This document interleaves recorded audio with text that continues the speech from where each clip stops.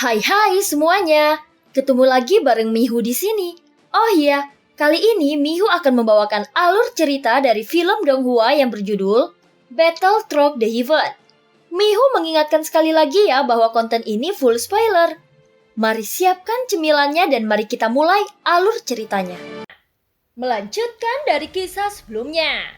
Melihat pedang dingin yang dipegang oleh Zuyo pada saat ini, Xiaoyan tertegun dan kemudian mengeluarkan pedang dingin yang sama dari cincin penyimpanannya. Dia berkata pada dirinya sendiri bahwa jika pedang panjang di dalam cincin itu tidak ada, dia berpikir bahwa pedang dingin itu telah diambil kembali oleh Zuyao. Namun kedua pedang dingin itu persis sama, dan sepertinya tidak ada perbedaan. Apakah kalian semua menyiapkan dua senjata? Ucap Xiaoyan mengangkat alisnya. Tapi Zuyo sepertinya tidak mau menjawab Xiaoyan. Pada saat ini dia bisa melihat kekuatan keabadian mengalir di baju besi dewanya. Begitu kata-kata Xiaoyan jatuh, dia bangkit lagi memegang pedang dingin dengan kekuatan keabadian yang melonjak dan menikam Xiaoyan. Pada saat yang sama sumber energi di tubuh Xiaoyan juga bergerak dalam sekejap mata. Lingkungan berubah menjadi lautan api. Lautan api penuh dengan api hitam yang terlihat lebih aneh dari api biasa. Xiaoyan berada pada api yang tidak bisa dihancurkan. Itu tergantung pada apakah pertahanan baju besi dewa cukup baik untuk mengetesnya. Selama gumpalan api abadi Xiaoyan memasuki baju besi dewa, Xiaoyan dapat mengekstrak vitalitas Zuyo melalui api abadi. Melihat sosok Zuyo, Xiaoyan juga mengangkat tangannya dan melambaikannya. Seketika terlihat api seperti letusan gunung berapi terus melonjak dan terbungkus dengan fluktuasi mengerikan yang sama dan membombardir Zuyo. Zuyo yang terus melesat tidak menghindar. Kecepatan tubuhnya menyapu Xiaoyan sepertinya 1 poin lebih cepat. Dia juga melambaikan pedang dingin di tangannya, lalu memotongnya. Pada saat pedang dingin bergerak, cahaya dingin yang tertelan melonjak dalam sekejap mata.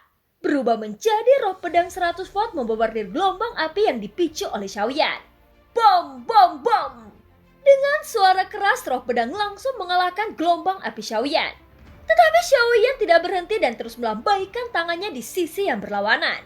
Zuyo juga melambaikan pedang yang sama, mengalahkan serangan Xiaoyan lagi sampai Xiaoyan melambaikan tangannya lagi. Tiba-tiba Zuyo merasakan ada yang salah di sekitarnya. Pada saat Xiaoyan melambaikan tangannya lagi, Zuyo bahkan bisa mendengar api seolah-olah menderu. Seketika lautan api langsung ditutupi dan berubah menjadi bola api dan membungkus Zuyo di dalamnya. Bom! Seluruh bola api meledak seolah-olah telah ditampar dari atas ke bawah oleh telapak tangan besar. Kemanapun kekerasan ini membasuh Zuyo, dan sosoknya juga menembak mundur darinya dengan ledakan bola api. Dan dia bisa melihat sosoknya mundur beberapa langkah pada saat ledakan. Namun pukulan yang tampaknya sangat sengit ini tidak menyebabkan kerusakan besar pada Zuyo. Dapat dilihat bahwa pertahanan baju besi dewa di tubuhnya sangat mengerikan. Tetapi meskipun dia tidak terluka, Zuyo selalu dalam keadaan pasif dalam pertempuran antara dia dan Xiaoyan. Dan sebagian besar serangan berikutnya digunakan untuk menghilangkan reaksi serangan Xiaoyan. Hal ini membuat Zuyo semakin tidak bahagia. Setelah tubuhnya terkejut, kecepatannya tiba-tiba melonjak. Dan sosoknya berubah menjadi pelangi panjang dan pelangi panjang ini bukan garis lurus, tetapi seperti ular meluncur ke arah Xiaoyan dalam rute yang tidak teratur. Sepertinya dia ingin lebih dekat dengan pertarungan dengan Xiaoyan. Tetapi Xiaoyan selalu membuatnya tidak bisa mendapatkan apa yang dia inginkan. Tetapi pada saat ini, sepertinya dia benar-benar membuat Zuyo marah. Tubuh Xiaoyan mandek dan dia meninjunya. Ribuan sihir naga guntur. Hancurkan! Teriak Xiaoyan. Dengan pukulan Xiaoyan, ruangan tiba-tiba berputar. Dan naga guntur setinggi 1000 kaki meraung, menderu dan melesat menuju Zuyo. Zuyo sangat cepat pada saat ini. Di hadapan naga guntur yang menderu, sosoknya bergerak dan dia menghindari mulut raksasa naga guntur dalam sekejap mata dan menginjak langsung ke tubuh naga guntur. Pedang dingin kosong di tangannya dimasukkan dengan keras ke dalam tubuh naga guntur dan kemudian menyapu dengan gila ke arah depan. Tubuh pedang menembus seluruh tubuh naga guntur. Pada saat mendekati Zuyo, naga guntur yang digunakan oleh Xiaoyan di belakangnya juga meledak dalam sekejap. Kemudian dia melambaikan pedangnya dan menari dengan kecepatan yang sangat cepat, menutupi Xiaoyan tanpa sudut mati. Ini adalah keterampilan bertarung yang sangat bagus, Dan ilmu pedangnya juga bagus. Ucap Xiaoyan mengangguk dengan pujian. Pada saat yang sama sayap Valkyrie di belakangnya juga muncul dalam sekejap mata. Ketika tarian pedangnya menyapu, kecepatan Xiaoyan tiba-tiba melonjak. Dan setiap roh pedang dihindari dengan sempurna oleh Xiaoyan. Sambil menghindar, sosok Xiaoyan secara tidak sadar datang ke Zuyao. Di bawah wajahnya Zuyao tiba-tiba menyusut. Karena semua roh pedang yang dia lambaikan barusan telah dihindari oleh Xiaoyan. Melihat sayap Valkyrie di belakang Xiaoyan, Zuyao bahkan lebih terkejut. Sayap Taisu, ucap Zuyao terkejut dan sepertinya mengenali sayap Valkyrie di belakang Xiaoyan. Hanya saja nama yang dia ucapkan berbeda dengan sayap Valkyrie yang dipelajari oleh Xiaoyan. Kedengarannya seperti sayap Valkyrie juga dimiliki oleh mereka. Xiaoyan tidak bisa mendengar gumamannya. Kecepatan tubuh Xiaoyan melonjak, dan dia melambaikan penguasa Suan dan memukul Zuyao. Namun Zuyao melambaikan pedangnya untuk menghentikan serangan Xiaoyan. Tetapi penguasa Suan baru saja jatuh. Penguasa Suan baru saja jatuh. Tetapi dia tidak mendengar suara tabrakan emas dan besi. Berikutnya Zuyao hanya merasakan seluruh pelutnya tenggelam. Jelas penguasa Suan itu meraung turun dari atas kepalanya. Tetapi pada saat ini itu langsung mengenai perutnya dengan berat. Zuyao langsung mendengus. Dan sosoknya telah dipukul mundur. Meskipun dia memiliki pertahanan yang kuat dari baju besi dewa. Tapi saat pemboman itu menimpa dirinya itu tetap membuatnya merasa darahnya melonjak. Zuyao langsung terlihat terkejut dan mengatur postur defensif. Karena Xiaoyan terlalu cepat saat ini dan Zuyao tidak bisa langsung melawannya. Dari jauh, seberkas cahaya muncul dari mulut monster Taisu dan itu bergegas menuju Zuyao. Kemudian jatuh di bawah baju besi dewanya. Tepat ketika Xiaoyan menyapu Zuyao lagi, dua sayap baja tiba-tiba meraung di belakang Zuyao. Penguasa Suan Xiaoyan juga tiba-tiba gagal, yang membuat Xiaoyan segera mundur. Namun saat berikutnya pedang Zuyao telah mengenai dada Xiaoyan dengan keras. Untungnya Xiaoyan juga mengenakan baju besi dewa. Ketika roh pedang bertabrakan dengan baju besi dewa, percikan api memercik kemana-mana, yang juga mengguncang Xiaoyan kembali puluhan kaki. Ketika dia melihat ke bawah, baju besi dewa di dadanya dipotong menjadi tanda pedang dangkal. Dan bahkan mengenai daging dan darah, tetapi daging dan darah di bawah baju besi dewa tidak memiliki bekas luka. Meskipun pedang Zuyao tidak melukai Xiaoyan, pedang itu juga mematahkan baju besi dewa generasi kedua di tubuh Xiaoyan. Itu cukup mengerikan. Selain itu, jika Xiaoyan tidak memiliki tubuh keabadian Yuan Shen, maka pedang barusan akan cukup untuk menyebabkan pukulan berat padanya. Tetapi pada saat ini roh pedang Zuyao melihat Xiaoyan, yang bahkan tidak memiliki setetes darah dan wajahnya di bawah baju besi dewanya sangat berat. Namun sejauh ini apakah itu Xiaoyan atau Zuyao? Pada kenyataannya tak satu pun dari mereka telah menunjukkan kekuatan mereka yang sebenarnya. Setidaknya mereka belum mengeluarkan kartu truf mereka sendiri. Kedua belah pihak sedang menguji. Dan Xiaoyan juga tahu bahwa masih sedikit sulit untuk menghapus Zuyao di depannya dengan kekuatannya.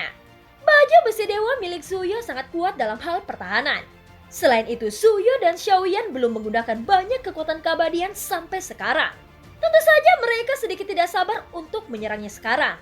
Pertempuran seperti itu antara yang kuat tidak bisa seketika. Ketika kekuatan tidak benar-benar hancur, tidak dapat dihindari bahwa lebih banyak godaan akan benar-benar mengambil tindakan. Setelah pertempuran, Zuyao merasa bahwa Xiaoyan tidak terduga. Dan pukulan barusan juga membuktikan kengerian kekuatan fisik Xiaoyan. Jika aku menebak dengan benar, kau seharusnya memiliki tubuh keabadian yang ada dalam baju besi dewa. Bukankah begitu? Ucap suara Zuyao datang perlahan. Xiaoyan mengangguk tanpa ragu-ragu. Ya, itu benar. Aku tidak menyangka bahwa kau sedikit pintar. Ucap Xiaoyan mengangkat bahunya. Adapun Zuyao terhuyung-huyung satu persatu. Apakah ini menyeratkan bahwa dia benar-benar bodoh? Sial, kau hanya seekor semut. Apakah kekuatan seperti ini kau anggap bisa mengalahkan kami? Teriak Zuyao. Dalam menghadapi sarkasme Xiaoyan, Zuyao juga mendengus dingin dan menjawab dengan marah. Dengan seseorang tanpa cangkang kura-kura ini, kau bahkan tidak memiliki hak untuk berbicara di depanku. Apakah aku hanya semut di matamu? Ucap Xiaoyan menjawab. Cangkang kura-kura? Bahkan jika aku memberimu 100.000 tahun, aku tidak akan memberimu baju besi dewa. Meskipun aku tidak tahu bagaimana kau dapat menggunakan baju besi dewa, ini tidak pernah diizinkan. Jadi kau akan mati hari ini. Ucap Zuyo melambaikan pedang panjang di tangannya. Dan pedang dingin di tangannya menelan cahaya dingin. Benarkah? Kalau begitu cepat maju dan jangan menunda-nunda waktu lagi. Ucap Xiaoyan tersenyum sembarangan. Dan Zuyo tiba-tiba berhenti. Jelas seperti yang dikatakan Xiaoyan. Dia sengaja menunda-nunda waktu dalam pertempuran barusan. Meskipun dia tidak tahu identitas Xiaoyan, jika dia benar-benar membunuh Xiaoyan, bayangan yang berdiri di ujung jauh akan mengambil tindakan secara langsung. Yang benar-benar ditakuti Zuyo adalah ratu yang memegang kelinci pinyin di kejauhan. Ya, aku takut aku mengerti kebenarannya. Jika kau mati dengan cepat, aku tidak bisa lagi melihat pertunjukan yang bagus. Ucap Zuyo tidak menyembunyikannya. Karena sepertinya sejak awal, Xiaoyan telah melihat idenya untuk menunda waktu. Tapi sebelum itu, bahkan jika kau berlatih, kau harus menunjukkan kekuatan. Kalau tidak, itu akan terlalu membosankan. Ucap Xiaoyan berkata, misalnya kau harus menemukan cara untuk melindungi pedang di tanganmu lagi. Tentu saja aku menduga bahwa kau juga memiliki yang ketiga. Ucap Xiaoyan mencibir. Mendengarkan sarkasme Xiaoyan, 5 jari Zuyo juga sedikit menegang dan memegang pedang dingin di tangannya. Karena sampai sekarang, dia masih memiliki ketakutan yang tersisa. Pada saat itu dia tiba-tiba mengerti mengapa Xing Hui tidak dipertahankan ketika dia terbunuh. Sepertinya dia tiba-tiba diperbaiki. Jelas ketika dia diambil dari pedang dingin, dia pasti seperti Xing Hui. Dia tidak tahu trik aneh apa yang digunakan Xiaoyan untuk mengendalikan mereka. Karena hal yang tidak diketahui, Zuyo berpikir dalam hatinya bahwa Xiaoyan dapat mengendalikan serangan mereka. Zuyo telah menguji. Tentu saja meskipun dia tidak melakukan yang terbaik untuk menyerang Xiaoyan. Serangan itu tidak lemah tetapi kekuatan Xiaoyan jelas melebihi harapannya. Aku baru saja melepaskan kekuatanku. Itu hanya menggunakan kurang dari 30%.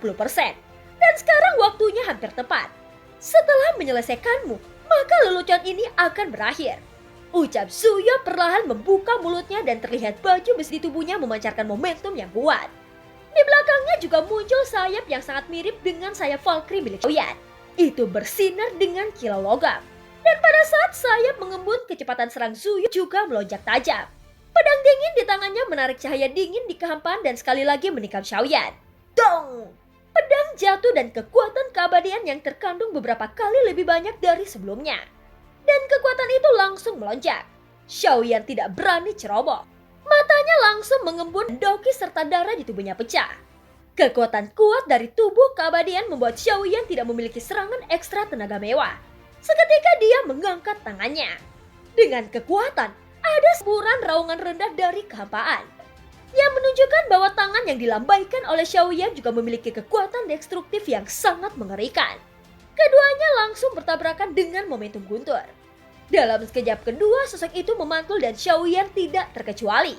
Sosoknya melesat mundur, begitu juga dengan Zuyao. Namun Xiaoyan yang menstabilkan sosoknya menemukan bahwa baju besi dewa di lengannya juga runtuh. Meskipun dia pulih dengan sangat cepat, Zuyo tidak akan memberi Xiaoyan kesempatan seperti itu. Sayap di belakang Zuyo menghilang ke dalam kampaan dan muncul di belakang Xiaoyan dalam sekejap mata. Mata Xiaoyan tiba-tiba menyusut. Bang, bang, bang! Suara keras menyebar, Xiaoyan menembak mundur lagi dan baju besi dewa pada lengan lainnya juga runtuh. Sebelumnya Zuyo jelas tidak menggunakan kekuatan aslinya. Kekuatan 3 kristal merah bahkan lebih kuat dari yang dipikirkan oleh Xiaoyan. Generasi pertama baju besi dewa dapat bertarung dengan langkah ketiga bahkan langkah keempat. Zuyo memiliki 3 kristal merah. Dikhawatirkan sumber kekuatan aslinya sebanding dengan langkah ke-6 dan langkah ke-7. Tentu saja ini hanya mewakili tingkat keabadian. Tetapi jika benar-benar bertemu dengan kekuatan keabadian yang sebenarnya di langkah ke-6 atau ke-7, tidak ada kemungkinan untuk menang dengan mengandalkan baju besi dewa. Sungguh kekuatan keabadian yang kuat. Tetapi sayang sekali kau hanya bisa meminjam kekuatan. Benar-benar hal yang mengerikan untuk menggunakan kekuatan keabadian yang begitu kuat dengan cara yang vulgar. Ucap Xiaoyan dan telapak tangannya yang memegang penguasa Suan itu memerah. Kekuatan keabadian yang begitu kuat bahkan dengan tubuh keabadian Yuan Shen sulit untuk dilawan. Hahaha, lalu apa? Senang membunuhmu. Ucap Zuyo mendengus dingin menatap Xiaoyan yang tertiup angin dan penuh dengan darah. Dan dia berkata dengan bangga. Hei, itu tidak cukup untuk membunuhku. Apakah kau pikir aku tidak akan menggunakan kekuatan keabadian di baju besi dewa? Ucap Xiaoyan perlahan membuka mulutnya. Dan Zuyo yang berada di bawah baju besi dewa tiba-tiba tertegun. Baru saat itulah dia menyadari bahwa pada titik ini, dia masih bertarung hanya dengan kekuatan fisiknya sendiri. Dan belum benar-benar menggunakan kekuatan keabadian yang terkandung dalam baju besi dewa. Meskipun aku tidak akan menggunakan kekuatan keabadian, aku telah belajar banyak darimu. Jadi biarkan aku melihat bagaimana efek menggunakan kekuatan keabadian. Ucap Xiaoyan berkata. Pada saat yang sama dia menepuk kristal merah di dadanya dengan telapak tangannya. Dan kekuatan keabadian menyembur keluar darinya. Adapun baju besi dewa dengan lengan patah juga menempel seperti cairan. Dan pulih dalam sekejap mata. Xiaoyan juga menghela nafas dan mengagumi Taisu. Yang bisa menciptakan hal yang begitu kuat. Jika sensi terutama didasarkan pada kultivasi, maka Taisu telah mengembangkan dan melipat gandakan teknologi Minghe kuno ke puncaknya. Hal yang paling mengerikan adalah sepasang baju besi dewa saja sudah membuat dewa petarung melawan keabadian. Ini benar-benar kekuatan untuk melawan para dewa dengan teknologi Minghe kuno. Dan baju besi dewa tampaknya lebih dari apa yang dilihat Xiaoyan pada saat itu. Dia mendengar Zuyo mengatakan tentang kekuatan pada baju besi dewa generasi pertama. Dari sini dapat dinilai bahwa baju besi dewa juga memiliki hierarki. Apa yang membuat Xiaoyan menghela nafas di dalam hatinya adalah bahwa jika begitu, apakah itu akan menciptakan baju besi dewa yang dapat menentang keabadian para dewa? Keabadian Kaisar telah membuat Xiaoyan merasa sangat kuat. Kekuatan keabadian telah dibedakan dari sumbernya, bukan keterampilan bertarung, tetapi berdasarkan kekuatan keabadian yang lebih kuat di atas sumbernya. Untungnya meskipun baju besi dewa dapat membuat orang-orang Taisu menggunakan kekuatan keabadian, mereka tidak dapat menggunakan keterampilan bertarung yang lebih kuat. Pada titik ini itu sangat melemahkan efektivitas tempur keabadian. Namun meskipun demikian Taisu masih lebih kuat, yang cukup untuk membuktikan betapa sengitnya keabadian. Zuyo tidak peduli, dan sosoknya meluncur lagi dan masih ada pedang dengan kekuatan keabadian yang luar biasa meraung ke arah Xiaoyan. Pada saat ini kekuatan keabadian menyembur keluar dari kristal merah di dada Xiaoyan dan menyebar di sepanjang lengannya ke penguasa Suan. Di wajah pedang yang dilambaikan oleh Zuyo, Xiaoyan juga mengangkat tangannya. Xiaoyan juga mengangkat satu tangannya. Duar, duar, duar. Pedang angin dan penguasa Suan saling bertabrakan. Kali ini baju besi dewa di lengan Xiaoyan tidak patah. Pada saat tabrakan pedang, kedua kekuatan bertabrakan dengan gila. Dan penguasa Suan Xiaoyan seperti bambu yang patah. Dan dia menghancurkan pedang dingin di tangan Zuyo. Tiba-tiba sosok Zuyo terkejut dan mundur. Sebelum dia bisa bereaksi, penguasa Suan itu muncul di depannya lagi dan mengenai wajahnya. Xiaoyan tahu bahwa Zuyo di bawah baju besi dewa hanyalah dewa petarung biasa. Karena itu bukan keabadian, maka kepala masih menjadi salah satu poin kunci mutlak. Dibandingkan dengan jantung dengan perlindungan ganda, kepala tampaknya lebih mudah dipatahkan. Zuyo juga bereaksi dengan sangat cepat. Lengannya terangkat dan perisai mengkilap tiba-tiba muncul di tangannya, yang menghalang di depan penguasa Suan Xiaoyan ketika jatuh. Kekuatan tangan ini juga sangat besar. Itu pasti karena dua kekuatan keabadian. Tubuh keabadian Yuanzhen dan kekuatan keabadian dari baju besi dewa. Ketika dua kekuatan keabadian berkumpul bersama, kekuatannya pasti luar biasa. Itulah sebabnya Zuyo tiba-tiba dikalahkan oleh Xiaoyan dan jatuh seperti tertiup oleh angin. Selama konfrontasi, Xiaoyan membuka mulutnya lagi. Dia tidak terlalu banyak berbicara, tetapi dia memang bisa belajar lebih banyak dari mulut orang-orang Taisu ini. Seperti meriam mulut. Faktanya Xiaoyan juga mengambil kesempatan ini untuk mencari tahu kartu dari Taisu. Sensei akan menghadapi Taisu. Jika dia bisa tahu lebih banyak tentang dunia Taisu sebelumnya, itu akan menjadi hal yang baik. Dan film pun berakhir. Terima kasih udah dengerin Mihu dari awal sampai akhir ya. Sampai jumpa.